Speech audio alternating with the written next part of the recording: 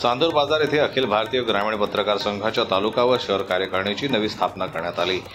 25 April रोजी चांदूर बाजार तहसील कार्यालयातील विश्रामगृहात आयोजित बैठकीत संघाचे राष्ट्रीय अध्यक्ष मनोहर सुने यांच्या अध्यक्षतेखाली ही कार्यकारिणी गठीत करण्यात आली।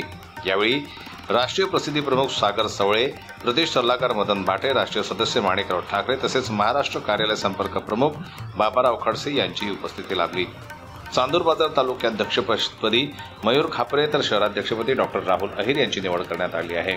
याच बैठकीत 3 व 4 मे रोजी भद्रावती जिल्हा चंद्रपूर येथे होणाऱ्या राज्यस्तरीय पत्रकार अधिवेशनाच्या तयारीबाबत चर्चाही करण्यात आली।